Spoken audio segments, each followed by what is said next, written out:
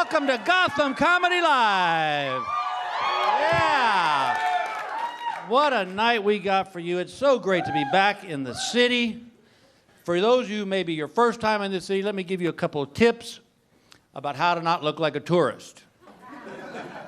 Don't wait for the little walking man to cross the street. Number 2, never ask where the Statue of Liberty is. And number 3, never, on any circumstance, walk into a deli and go, let me see. It is so great to be here. I am just so thrilled to be out of the house, to be honest with you. My wife of 33 years and I are, thank you. We are going through a little phase that I like to call the M phase. Now, for those of you who are too young to know what the M phase, allow me to expound. The M phase is called menopause. And at first, I didn't really understand it. But I kept looking at the word. And it has the words men and pause. And what that means is, if you're a man, you better pause before you say something. Now, ladies, I'll be the first to admit, I know nothing about menopause. I know I don't want to go through it. But the only way I can describe it is, in your 20s, you marry this girl and this little angel, and she hangs on your every word, and you just can't wait to be with each other. And then, like, 30 years goes by, and that little angel turns into a cobra. Because if you ever watched a cobra, they don't just strike. They watch you. And you don't know if they're going to let you pass or if they're going to strike. And it may be something as little as your eye going. And they go, what the hell does that mean? The way I understand it, ladies, is that the worst part about menopause is that you never really know when it's going to rear its ugly head. Because if you did, I'm sure you would tell us.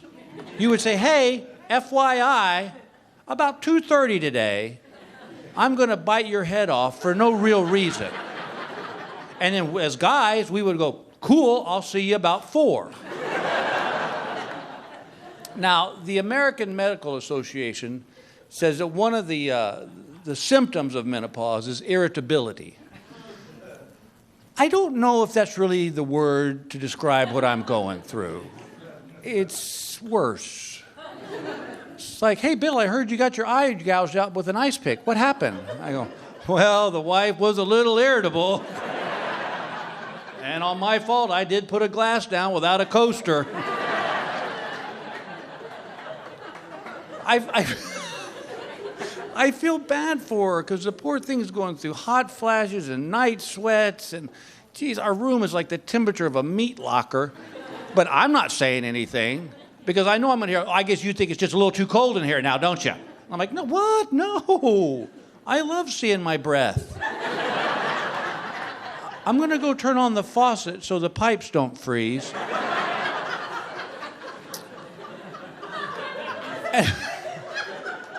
And crying, oh my God. That's the other thing. She's going through these emotional things. Like the other day I walked in the house, she's crying her eyes out sitting on the couch. Now, when I see my little princess crying on the couch, I assume someone's life has passed away. Something horrible has happened.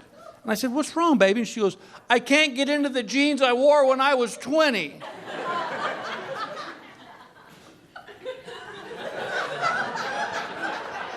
I know what my job is. My job as her partner is to find those words that'll make her feel better about whatever's bringing her down. And the good Lord above knows I try. But sometimes the words don't come out the way I had them formulated in my head. She's crying about that, and I said, oh, sweetheart, don't cry about that. That's silly. I go, if it makes you feel any better, when you was 20, I couldn't get in your jeans. I'll be outside. And the snoring, oh my God. Y'all, it's like sleeping with a dude with boobs. It's insane. She weighs 120 pounds, but the noises that emanate from this little thing. And if it was rhythmical snoring, I could get used to that and fall asleep. But this is what I try to go to sleep to every night.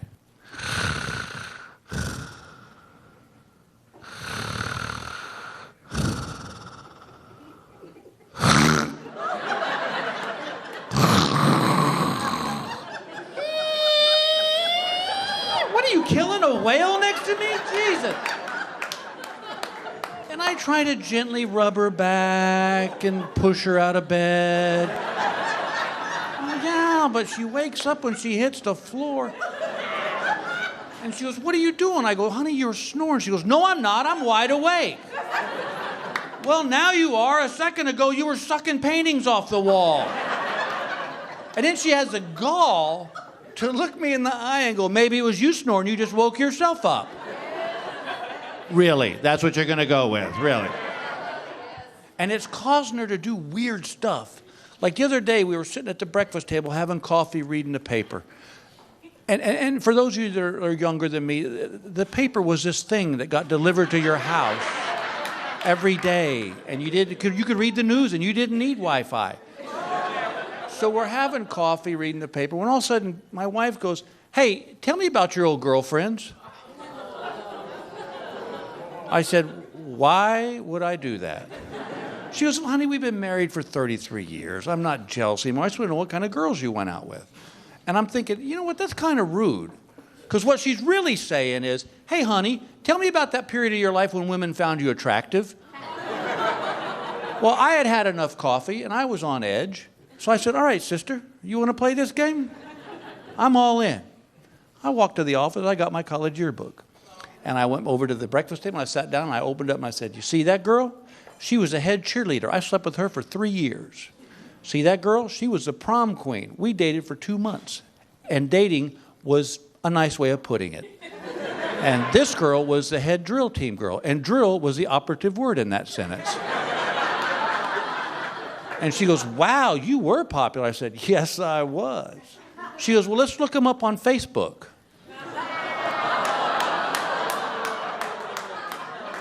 I don't want to do that. And she said, why not? I said, well, because I want to remember them as the prom queen, the drill team leader, the cheerleader. I don't want to remember them as a walking Geritol ad. I swear, and it's not that these women were very attractive, but it's, come on. I'd like to think of these girls on the pill for something other than lowering their cholesterol, all right? And to be honest, the only way I get these girls in the backseat of my car now is because it's more comfortable under arthritis. And I don't want you to get her, because I do love Gail. We've been married for so long, and she's my partner. But if that wasn't bad enough, while this menopause is going on, we decided to build a house together. I have a new bumper sticker out called, if you think you know your spouse, build a house. Do you know what I did the other day for 4 hours? I stood at a wall and looked at drawer pulls. Drawer pulls. There was hundreds of them. And she goes, which one do you like? And I went,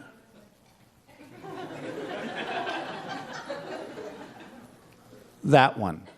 And she goes, really?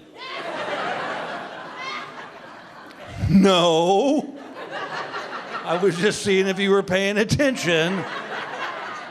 I really like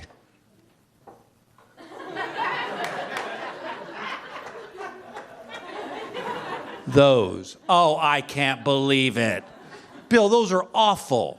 I go, look, why don't we do this? Why don't you tell me what my opinion is, and I can get on with my life? Are you guys ready for a great show? All right, we'll be right back with Gotham Comedy Live.